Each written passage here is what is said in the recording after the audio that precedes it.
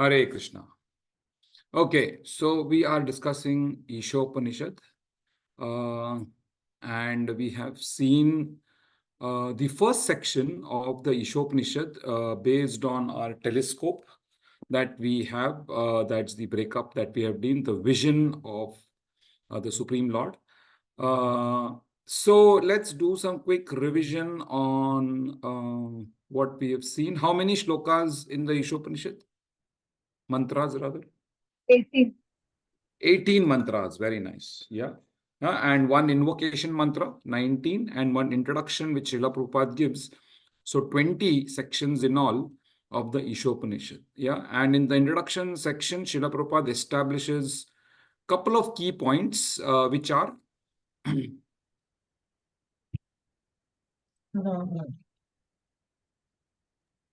yeah, you can refer your notes, no problem.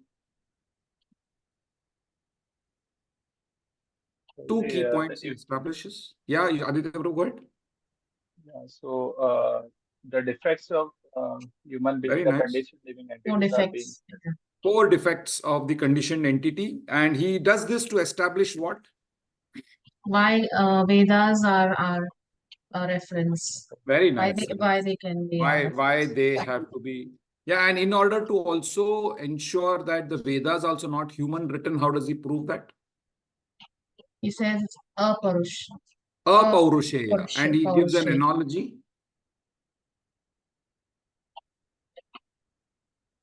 What analogy does he give about the Vedas? Mother. Like we accept everything from our mother. Very nice. Very nice. Yeah. We accept the child can only know about the father through the authorized representation of what the mother says. Yeah. And the boy does not have to look any further. Yeah. So yes, that's the analogy of, and that's how the Vedas as a Paurusheya, because humans have four defects.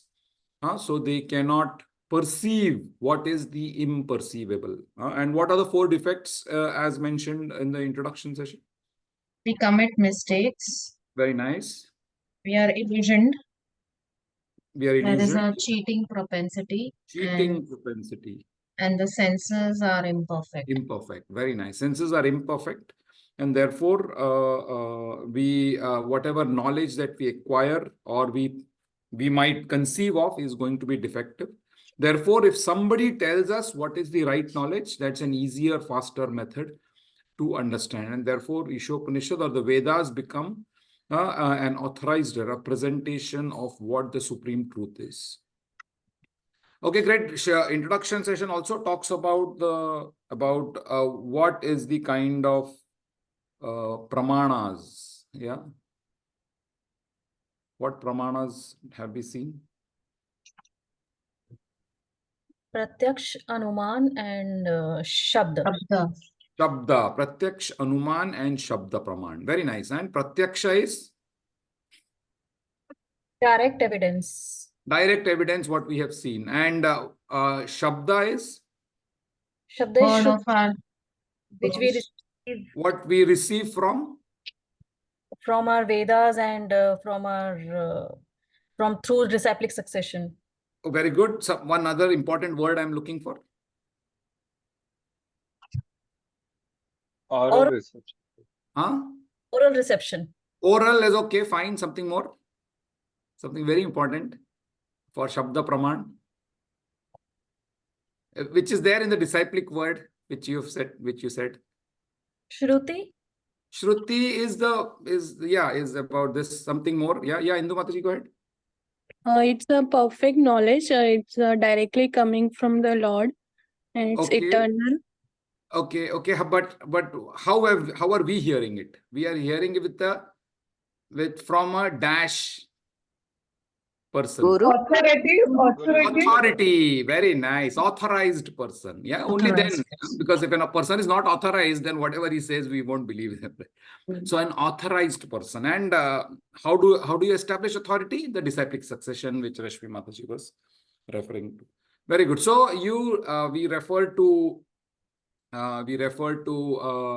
the Vedas as Shabda Praman. and Shabda Praman because it's coming from an authorized person from the direct Lord himself through the disciplic succession.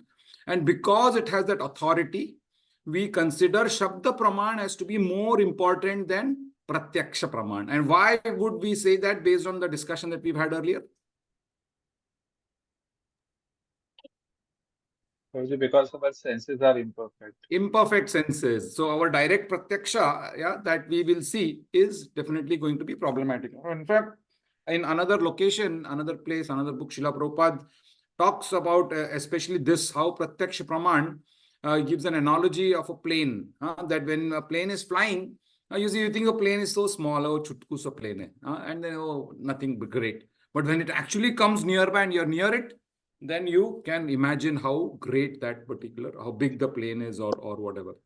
Yeah, so one of the understandings of how Pratyaksha Praman can be deceiving. Why? Because we have imperfect senses. Good. So that's the introduction session of the Isopanisad. Let's quickly revise the first invocation mantra. Somebody can chant the invocation mantra. May I, Prabhuji? Yeah, go ahead. Oh, Hare Krishna. Om Purnamada Purnamidam Purnat Purnam Udhyasute Purnasya Purnam Adaya Purnam Eva Vasishyate. Very nice, very nice. Purnam, yes, yeah. So that is the definition. We are trying to understand the Lord through this definition. Yeah, and this particular, through this guideline, we are talking about the foundational knowledge of the Supreme Person. In the vision guidelines and prayers, we are in the vision section, and we are looking at the foundational knowledge of the Supreme Person through the invocation mantra. Yeah, in fact, in today's session, we'll see further more about the Supreme Person, but the foundational knowledge of the Supreme Person in the form of Purnam. And how do we understand this first mantra, first invocation, rather not the first mantra, but the invocation mantra? He's the complete whole, and we are a part of that complete whole. And nice. we are a part, he will still remain the complete whole only. Even when from the whole, another whole is also, whole as in WHO, Heli. Yeah, is removed. Very good. Yeah, so that's one of the understandings, and basically it defines a conception of infinity, and three more important concepts Srila Prabhupada establishes in the invocation mantra about the infinity. Sat Chit Anand. Sat Chit Ananda. Very nice. Sat as in? Impersonal Brahman. No. Okay, impersonal Brahman is correct, but Sat as in, what is the meaning of Sat? Sat is aspect of eternity. Eternity, yes, eternal. Yeah. Because of eternal, so that is Sat. Chit is? Eternal and knowledge. Eternity. Knowledge. Sat and Chit, eternity and knowledge. And Ananda? Sat Chit Ananda, bliss. Super Bliss. Is bliss. Yeah, bliss as in unlimited bliss. And therefore, through these three concepts, the conception of infinity. Yeah? So even from eternity, you remove a little bit eternity, still eternal will remain. Both of them, in fact, will be eternal. Is it? From infinity, you remove infinity. Both of them are infinity, right? Yeah, Anand, Chit is also knowledge. There is vast amount of knowledge. From that amount of knowledge, you take out branches of different knowledge. They're all complete in themselves. Yeah. So Sat, Chit and Ananda as an unlimited bliss also is similar. Yeah. So Sat, Chit, Ananda as in the conception of infinity to be understood through the foundational knowledge of this first invocation mantra of the Isopanisad. Okay. So let's quickly look at mantra number 1. Who remembers? Everything belongs to Very Lord. nice. Everything belongs to the Lord. Vasyam. Ishavasyam principle. So the first mantra talks about Ishavasya principle, and it is, we saw, as the practices for living entities. For all of us, to how are we to live? So how are we to live? We have to live by the principle of Ishavasya, that everything belongs to the Lord. Yeah, and therefore, what does Srila Prabhupada established through this particular understanding? There's another aspect to the first mantra. Okay, everything belongs to the Lord. So what? So there is only some quota given to us. Very nice. And we are entitled to use only that, and we should be happy in it, We should be happy, content, yes, and not content in it, unnecessarily and look at accept, yeah, whatever we have. whatever we have, whatever comes to us. Very nice. Huh? That's the Ishavasya principle, mantra number 1. Then we saw mantra number 2. Whoever lives with that fundamental, What happens when you live with the Ishavasya principle? What happens? the law of karma does not affect you. Very nice. Law of karma does not apply to you. Everything you're doing as a karma, basically, when you do it with the Ishavasya principle. Very nice. Huh? And you can live on for hundreds of years without any problem because no karma will get attached to you. Yeah. So that's also we saw. And then mantra number 3. What happens if you do not Those follow who the those who are Ishavasya? not following the Ishavasyan principle, they are the killer of their soul, and they have to come back again, repeated birth and Birth, exactly. death cycle. Yeah. And how do we understand this? Those who do not follow Ishavasya principle, why do they have to come again? Because they want to enjoy the fruits of their Okay. karma. Something, yeah, the karmas. Basically, there are a lot of karmas affect them. And we saw the principal components of karma. Anybody can quickly help us? Begins with, Everybody has a prarabdha karma. And when they you take begin birth, your current janma with prarabdha, but you Prarabdha. already have so much of Chit karma. sanchit Sanchit- karma. Very sanchit nice. You have karma, so much of yes. sanchit karma set up. Yeah. Where is that gone? Okay, yeah. So sanchit karma and then prarabdha, then what happens? Then you create more karmas in your duration of lifetime. So depending on what kind of karma it is, if it is a karma, if it is vikarma,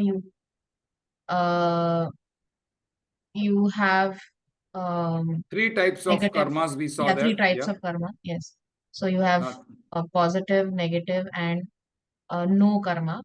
no, that is separate. That no karma section we haven't come yet. Even within those karmas, there are 3. Prabhuji, it is Nishiddha karma, Yeah, Prayashchitta, prayashchitta, very nice. Prayashchitta is what I was Kamya looking for. Yeah, prayashchit. Yeah. And third one, Kamya karma, Sakam.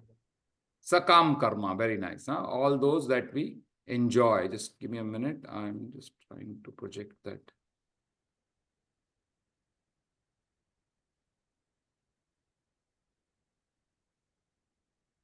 Sorry, 1 minute. Share.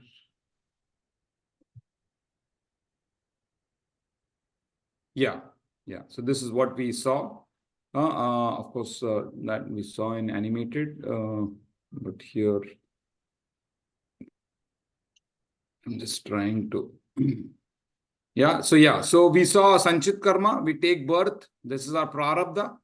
And then we expend in this particular birth all of this. And we create, while we are doing this, we create new karmas. They're called agami karmas. That's what we saw. And the agami karmas are of 3 types: Nishiddha, Prayashchitta, and Kamya karma. Yeah, and then basically it basically adds on to your total accumulated karma. You again take birth, and the cycle keeps on continuing. If you have to break the cycle, you have to follow the green path. What we do? We do nishkam karma, which is through knowledge, like the knowledge of the Ishavasya principle. Yeah, we will do nishkam karma. And what will happen with the nishkam karma? You will do one of these practices: karma, dhyana, jnana yoga, or bhakti yoga. Yeah, and that is the akarma part. Mantra number 2 discusses akarma, that when you follow everything through the Ishavasya principle, then you have a chance to come out of this cycle because your total sanchit karma will get destroyed. Okay, so that's that. One more part we saw in our discussion, which is how to kind of get this knowledge through what system? Through disciplic succession. Through that is okay, knowledge, but even then, based on our current position, based on, so what is that system called through which this knowledge automatically comes to all of Vedic us? knowledge. Vedic. Okay, something else? dash dash system. Varnashram system. Varnashram. Very nice. Varnashram system, and we discussed about the Varnashram system.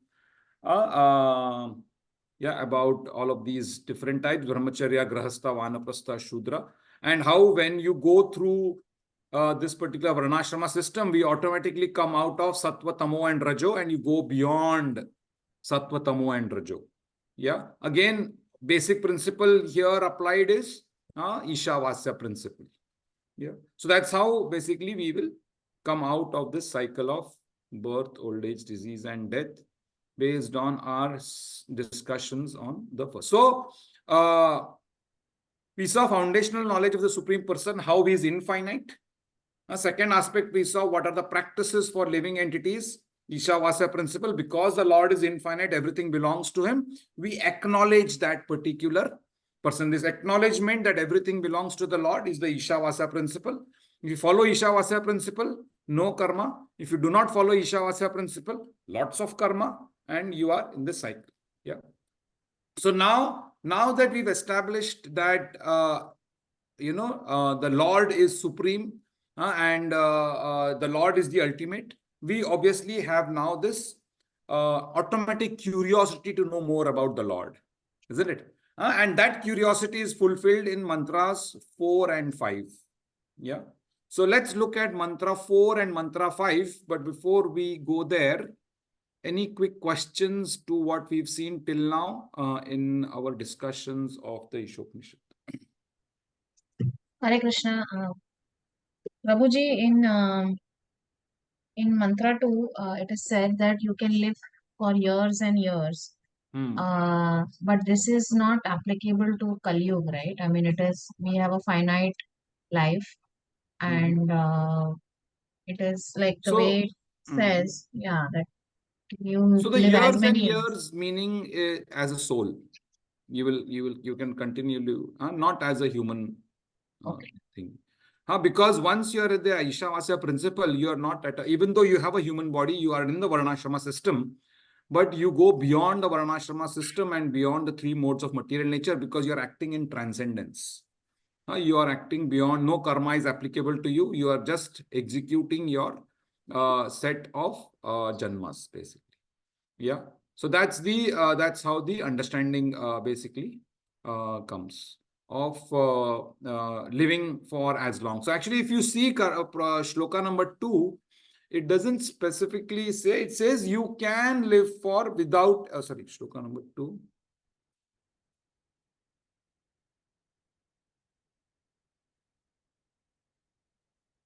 What does it say? One may aspire to live for hundreds of years, yeah, if he continues to work in that way. What way? Through the Ishavasyam way. Yeah, because it will not bind him and he will just, so basically even in that, for hundreds of years, what is he doing? He's not doing sense enjoyment. He is doing his real constitutional duty of being a servant of the Lord. And therefore, he is in full Satchit Ananda. And because he is in bliss, he continues doing it for that long. So the hundreds of years is basically his living in his constitutional position. Even though he is in the material world, he will still be in his constitutional position of being a servant of the Lord. And no karma gets attached. But Prabhuji, if somebody is in this position where he is following Ishavasya principle, would obviously know that no bhakti would take him to moksha. So wouldn't he not want to reach the goal of Vrindavan rather than take birth after birth? Yeah. So again, that is desire. Once what happens as we come to that particular position, if serving the Lord is the ultimate, then whether I'm serving the Lord now or whether I'm serving the Lord in the future, it is totally irrelevant, right? Yeah. So because I'm serving the Lord even now, I don't need moksha. Moksha becomes byproduct.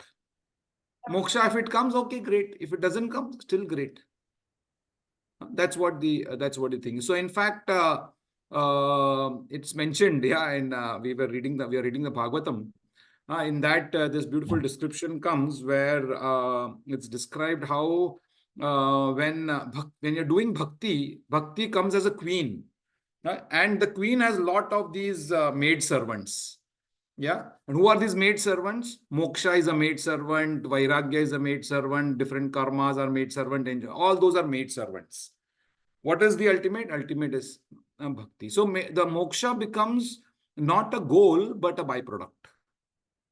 Yeah. So whether I get moksha or I don't get moksha, I'm going to be a servant of the Lord. That is what I want. I'm going to follow Ishavasya principle, come high or high water. Yeah. That is how the definition of a devotee becomes, or that is this way. That way. When you refer to that way, what is that way? That I am going to be in my constitutional position, serving the Lord one way or the other. Now, whether I am in bound condition or I am in an unbound condition, whether I am Nitya Mukta or I am Nitya Siddha, what am I doing? I am doing serving of the Lord only.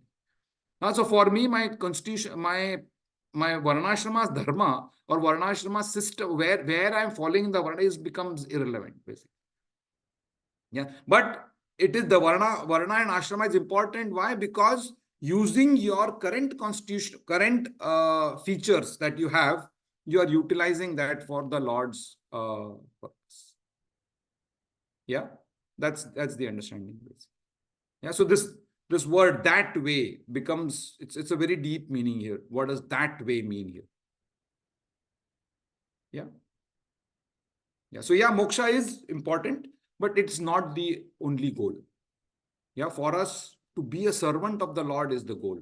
Whether then I get moksha, vairagya, detachment, attachment, I am, all those are made servants of bhakti, basically. Chaitanya Mahaprabhu has said the same, Mama Janmani Janmaneshwari, Bhavata Bhakti Rahetu Kite. Very nice, yeah. Sikshashtakam, he makes that statement. Yeah, Chaitanya Mahaprabhu says, Janmani Janmaneshware, whether I get multiple births, but what I want to do in every birth, I want to serve the Lord. I want to be a servant of the Lord. Okay, any other question?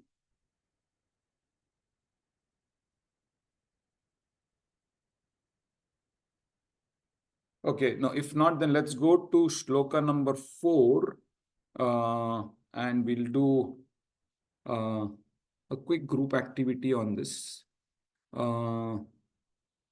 Okay, so let's look at this particular shloka quickly and then what does it say? Yeah, Rashmi Mataji wants to have a read on this. Hare Krishna. Is it readable font? Yeah. Okay, go ahead. Ekam manaso javiyo nainadeva apnuvan purvavam arushat tadhavato anayan atyeti tishtat tasmin napo matrishva Matrishva dadhati. Very nice. Okay, let's see, what does it say? Although fixed in his abode, the personality of Godhead is swifter than the mind and can overcome all others running. The powerful demigods cannot approach him. Although in one place, he controls those who supply the air and rain. He surpasses all in excellence. So the supreme position of the Lord is what is described in this one. Yeah. One aspect is mentioned that he is fixed in his abode, means he is there where he is. But because he is swifter than the mind, he is everywhere also. That's how the what is that principle of simultaneously one and different? What's it called? Who knows? Achintya Bheda. Achintya Bheda Bhed. Very nice. That's the principle that gets shown here. Achintya Bheda Bhed. That the Lord is fixed in his abode. Yeah. But still he is swifter and he can overcome everybody, and he's so fast that it looks as if he's sitting in one place, but he's gone there and come back also. For us, he's there only. Yeah. That's how the understanding, that's how one of his qualities is. Achintya Bheda Bhed. He is fixed, but still he is moving and everywhere, and he is everywhere. That's why we say what is one of the qualities, one of the omnis of the Lord? 3 omnis. Lord has 3 omnis. What is that? Omnipresent. Very nice. Omnipresent. Yes. And? Omnipotent. Omnipotent. And Very omniscient. good. Omniscience. Yeah. So here the omnipresent one applies. Omnipresent is he's everywhere. but he's still fixed in his abode. If he's fixed in his abode, how can he be everywhere? Isn't it? Inconceivable. So that's the achintya bhedabhed aspect here in the understanding. So that's one part here, that he is fixed in his abode, but still he is everywhere, because he can overcome, is so fast than the mind, also faster than the mind, is swifter than the mind. Then he says the powerful demigods cannot approach him. They need to go through a via medium. Even the demigods, they go to Brahma. Brahma then takes them to the Lord, even if they have to do something. Although in one place, yeah, so he is in one place, he controls those who supply air and rain. Yeah, and he surpasses all in excellence. He is therefore the controller of the controllers. The rain god, he's a controller. He controls rain. Air god, Vayu, he controls air. But who controls both of them? The Supreme Lord. So just like there is a hierarchy, the CEO is in one place, but actually the CEO is all across the company. Why?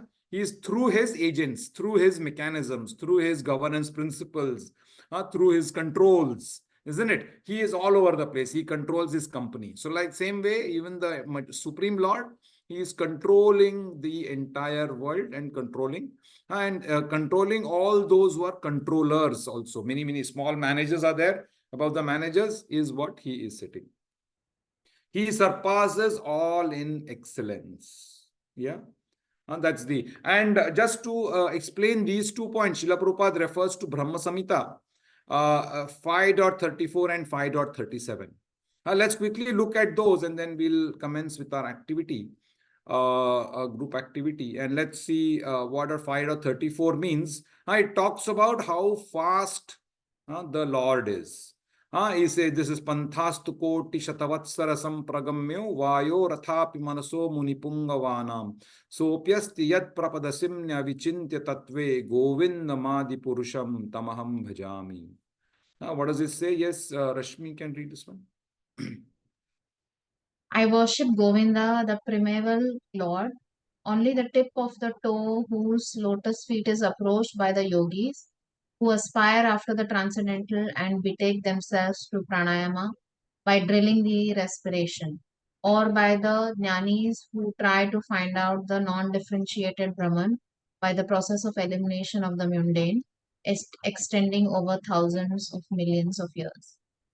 So here the how far away the Lord is, that different people take to different mechanisms. So jnanis try to find through undifferentiated Brahman. The yogis try to do through pranayama, through their breath control. Yeah, and basically it takes long time, extending over thousands of millions of years. That long practice, this has to happen, and then you get to Govinda, to whom Lord Brahma is worshipping. This Brahma Samhita, he says, I worship Govinda. So Brahma, the head of the demigods, also knows who he has to pray to. Yeah, and interestingly, it comes in the Bhagavatam, I think second canto, where Narad Muni and Brahma are discussing.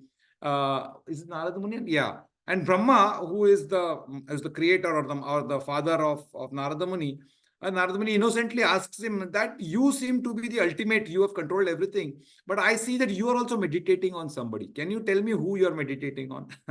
And that's when Lord Brahma discusses who his controller is. So that's the worship. I worship Govinda. Govinda, and here that's the Govinda Madi Purusham Tamaham Bhajami comes in.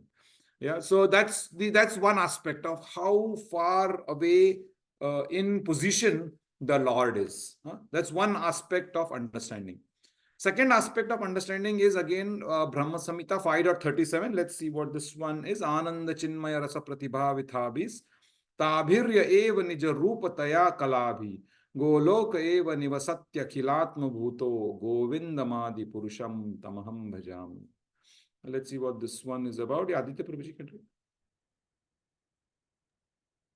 Hare Krishna. I worship Govinda, the primeval Lord, residing in his own realm, Goloka, with Radha, resembling his own spiritual figure, the embodiment of the ecstatic potency possessed of the 64 artistic activities in the company of her confidants, Sakhis, embodiments of the extension of her bodily form, permeated and vitalized by his ever blissful spiritual vessel.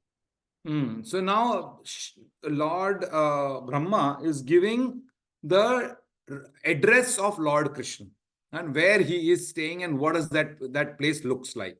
Yeah, he says he's residing in his own realm. So now he's residing in his own realm, but still is present everywhere, isn't it? That's the omniscient, omnipresent part of this. Yeah, and how is he residing there with Radha? Resembling his own spiritual figure, the embodiment of ecstatic potency. What is Lord's figure here? Lord's form, the ecstatic potency possessed of the 64 artistic activities. In the company of various confidants, Sakhis. So he is like a person. He's sitting there as a person with all of the admirers, all of his fans, yeah, there serving him in every different kinds of different spiritual rasas, every one of them. And if you remember our classic picture, where is that?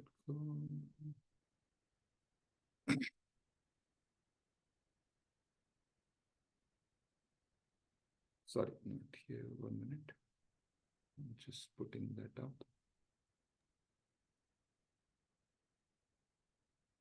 And the Radha Madhav also, right? In the Mayapur. Yeah. So if you look at our classic picture that we see all the time. So here, Lord Brahma, who's sitting here in one of the universes, yeah, he is discussing about the position of the Supreme Lord. So this, of course, the greenish, bluish is the entire material world, but we are now talking about a spiritual world and Lord Krishna sitting here in the spiritual world. Different 64, all the petals, they are the representation of the 64 different aspects.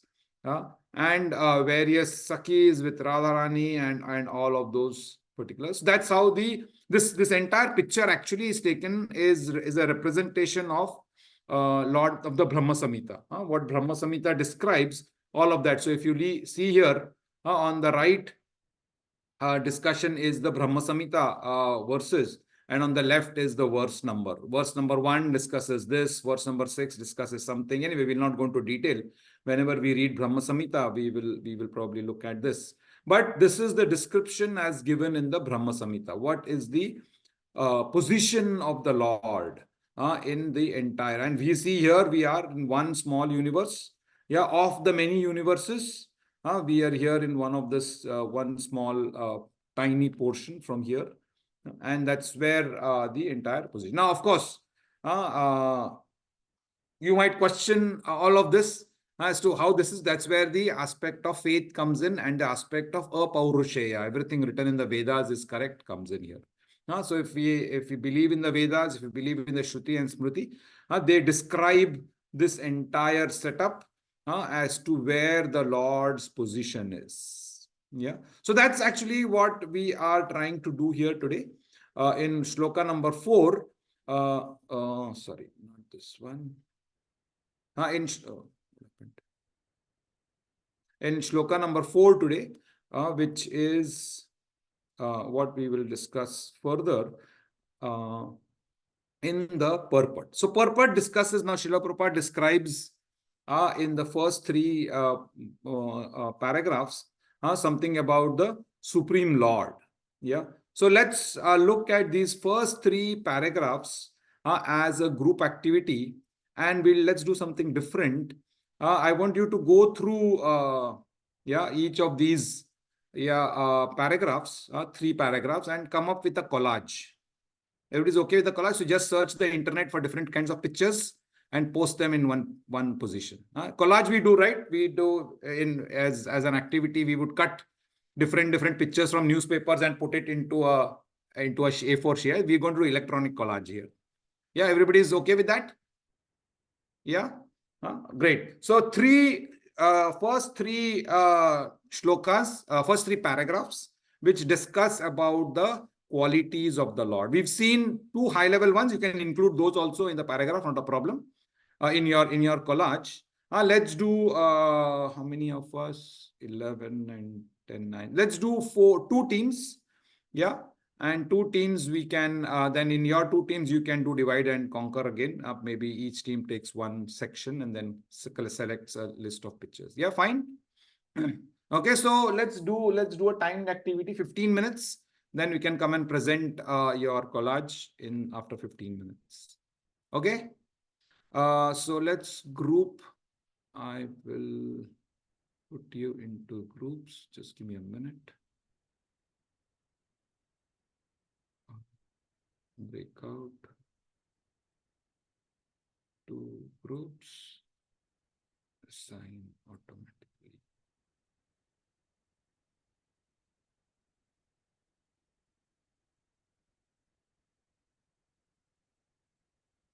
Okay. So I have opened the rooms. Please join in into your rooms.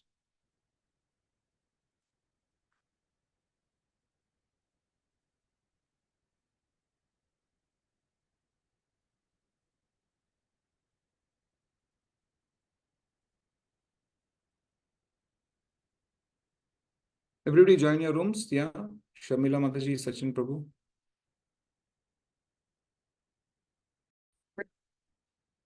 Hare Krishna. Yes, welcome back from the break. I hope that was good learning. In the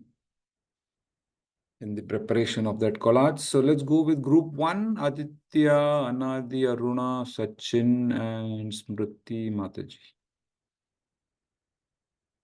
You want to present? Hare Krishna, yes, I'm sharing the screen with the image.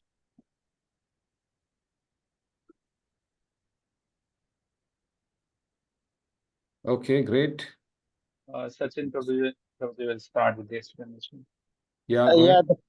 the first paragraph, Hare Krishna, the first paragraph, it says, like if a non-devotee tries to find the absolute truth or the supreme personality of Godhead, there are various ways, he or she can try, but it takes really, really long time.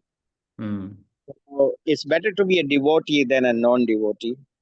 And the analogy given is of, the speed of mind and the speed of wind, and like even if somebody tries to go with that speed of mind, or one cannot, for millions and millions of years, one cannot perceive that, he has to keep on going. But if it's a devotee, it becomes really easy. Very nice. And then the analogy given again, another analogy in that paragraph is of fire as well, and that Lord is present. Though we feel that he's engaged in his pastime, but he's everywhere. So it's like given the analogy of fire is given here, Very where nice. Very nice. the fire is at one place, but it radiates the heat and light everywhere. Very nice. Omniscience, omnipresence of the Lord. And that the picture of fire is represented by that, and then the speed of light.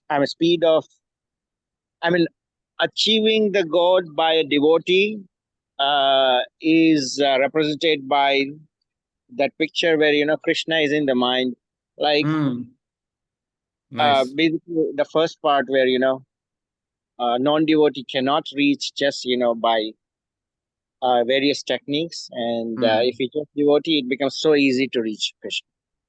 Very nice. Very nice.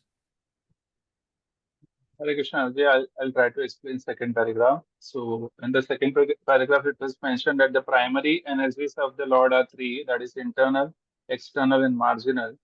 So marginal again is being divided into demigods. They are higher living beings as compared to humans, which are lower human beings. So we try to include this picture of universal form of the Lord, and we are trying to explain that.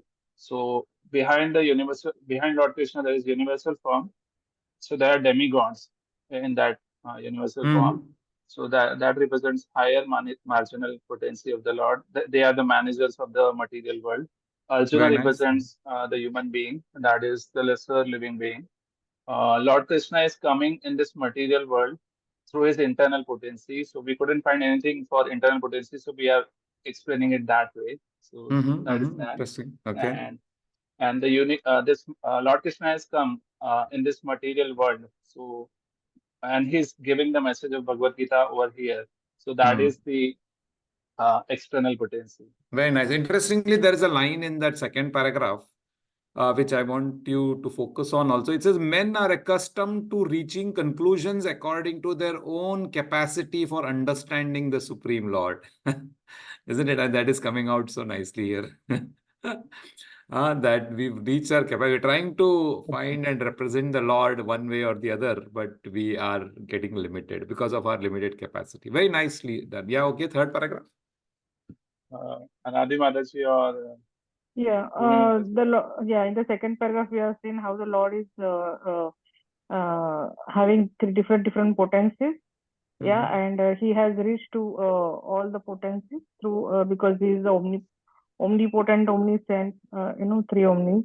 But still, I mean, one should not misunderstand the Lord to be these energies.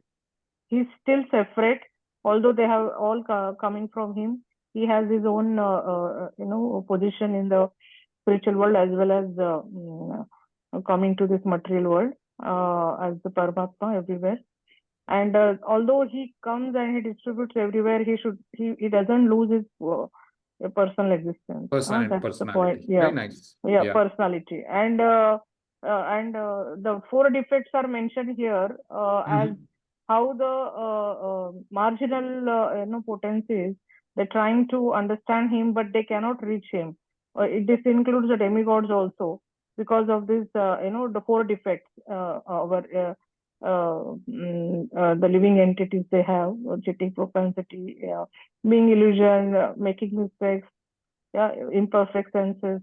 Through this, they cannot understand the Supreme Lord completely, although how they reach and how they come to any conclusion, the Lord is not subject to that, their limited capacity. Very for nice. the Very understanding.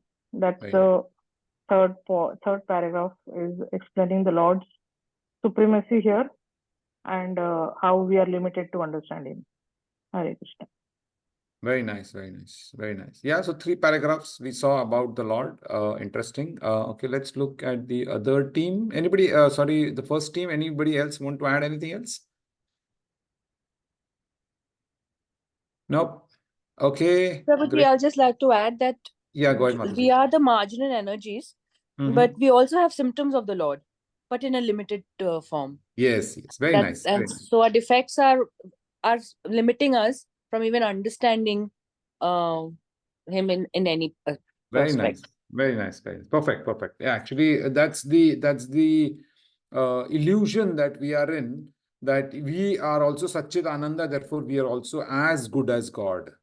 But that is the illusion. We are not as good. We have the capacity. So we are the marginal potency, where we have the one of the aspects of the marginality is that we get misdirected very soon because of that particular coverings that we get of the 3 modes of material nature. Very nice. Yes, important point.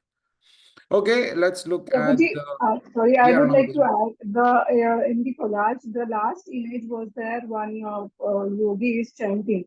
Yeah, so Aditya, please present again. It shows that we are in material world, and if we have to, reach to the Krishna, we have to chant Mahamantra. Then only we'll be able to reach to the Lord Krishna around that 1%. The last image. Yeah. The bottom one. Yeah. Very nice. Very nice. Very nice. Yeah. Fantastic. Hare Krishna. Okay, let's look at team 2 then, which is Anita Mataji, Indu Mataji, Rashmi Mataji, and Rashmi Sharma. This one, I think Shamila Mataji was there. I think she left off. Yeah. Okay. Is it visible? Yes, quite. Go ahead. So, Indu Mataji, you want to begin? Yeah, yes. Hare Krishna, everyone. So I will like to explain it, the first paragraph. And it is stated that in Brahma Samhita, that God is omnipresent and it is present everywhere. So we have explained it by using the pictures of Goloka and the Yagna. Lord is coming from the Yagna as a Yagna Devta. So nice. even if the Lord is, we have used two aspects to explain it. Lord is present in the Golok Vrindavan, but his energy is present everywhere. For example, even if Lord is present and we are worshipping him very seriously, so he's able to deviate his energies everywhere.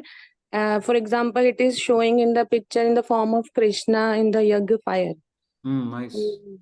So this we have explained, and it may happen that somewhere for any temple or any or one's home, the yagna we are considering the yagna having yagna, but those who are the real devotees, I mean, who are seriously praying the Lord, can able to catch his energies. So they are able to see the yagna fire as the Lord himself, and those who are present materially over there, I mean only physically, they are not able to catch up those energies. So being a devotee is always better than a non-devotee. So we have used these two pictures to explain the first paragraph. Very nice. Rashmi Mataji, you want to go one by one? Yeah. Hare Krishna. Even if we move with the light of speed, it's almost impossible to reach him. The only possibility to reach him through his through pure worship with a pure heart. That's the only thing, and that too only by his mercy. Very nice. Yes. Yeah. So, Rashmi, can you continue, please, Radha? Yeah. So basically, the four pictures tell us more about Krishna, that you can see Krishna only as a devotee. You'll be able I mean, in complete belief, you'll be able to know him, and any amount of advancement in yoga or in knowledge will only take us at his probably closer to him, but not to him. But through devotion, we can go to him to the closest. In the Brahma Samhita, it is explained that Krishna is present in his physical form in Golok Vrindavan. However, he is omnipresent. He is present everywhere in various capacities, like the sun, like the light, like how the sun gives out light and heat from far away. That's how he gives out his energies to all of us. So this has been explained in this slide. Very nice. And moving on to the next one, because we felt that it is difficult to share everything in one slide. So we have one more slide to share. That is, I'm not able to. Page down, no? Do page down. Yeah. So in the mantra 4, anyone would like to explain this? Anita, Mataji, you want to explain? Yeah, yes, I'll. What I understood from this is that Lord has marginal potency, and in that marginal potency No. comes. We are the marginal potency of the Lord. Yeah, we are the marginal potency. Sorry. Yeah. And Lord has, okay, yeah, I got it. Yeah. Apart from other potencies, he also has a marginal potency. Yeah. Marginal potencies, where I think the picture on the right signifies that even the powerful demigods worship Lord Krishna, and we, the mere mortals on the earth, also are one step below in the minor potency, worshipping Lord Krishna. So, and we discussed that like he is omnipresent. So even in the Ras Leela, though we feel he is only having a Ras Leela with Radha, but he is omnipresent with every other gopi who are also in the form of devotees. And we are, our human capacity and mind is limited to understand the realm in which the Lord lives. I mean, and was talking to Rashmi, that Rashmi Mataji and the group, that even now the NASA and all that, they try to through the technology try to send the spacecraft and understand the universe beyond our. I think still we have limitations, and no matter what we try, with the speed of light also, any rocketry is not going to reach Lord Krishna. I mean, that is my understanding with my Exactly. limited capacity. Yeah. Hare Very Krishna. nice. Very nice. Very nice. Yes. Yeah. So omnipresence and Lord Krishna's, different potencies. Omnipotence, omnipresence is kind of highlighted, omnipresence highlighted here in the first three paragraphs as basically the information about the Lord. So one way to comprehend the Lord is the omnipresence. Okay, so I'm going to take over the screen. One quick one, which and we will conclude with today's session with this.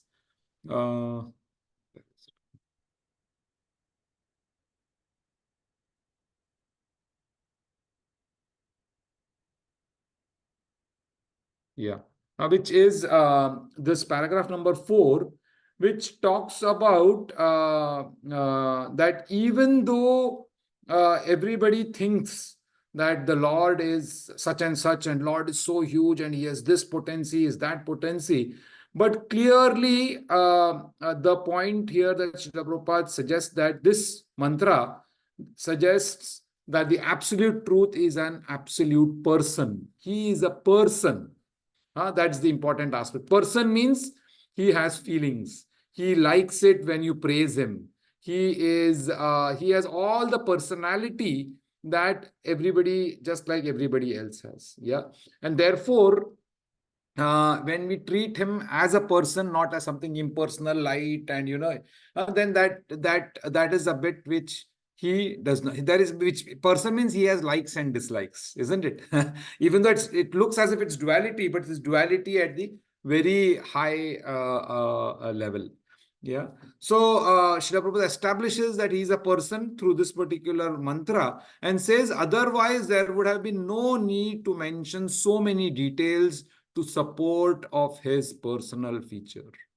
So that is an important understanding that we have to go with, that even though he has omnipotence, omniscience, and omnipresence, still he is a person.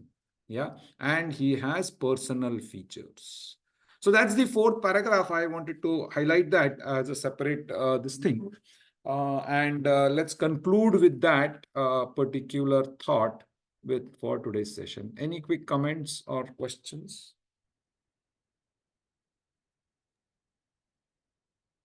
In these 3 paragraphs, I think the main, because it connects to the 4th one, for his personal feature, I felt the point important is the devotee point. Only through bhakti one can understand him. Exactly. That only Relationship. will, relationship and can be established, right? Because he's a person, a relationship can be established. Yeah, the Very bhakti nice. point is only one which can explain the personality aspect of the Lord. Fantastic. Hare Krishna. Okay, so then let's close for the day. Ekam Shastram Devaki. Sorry, Anita Mataji had a point? Go ahead. No? No, Guruji, nothing. Okay.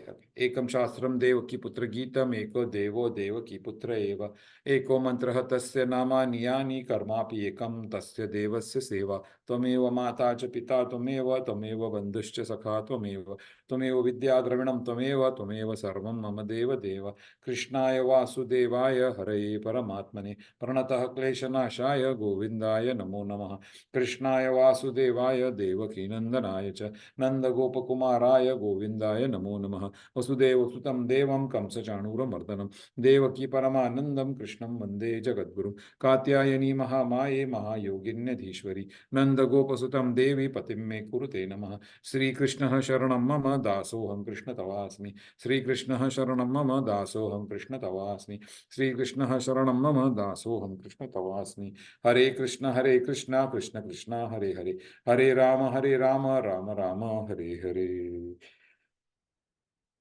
Shri उपनिषद की जय, श्रीला प्रभुपाद की जय. Hare Krishna.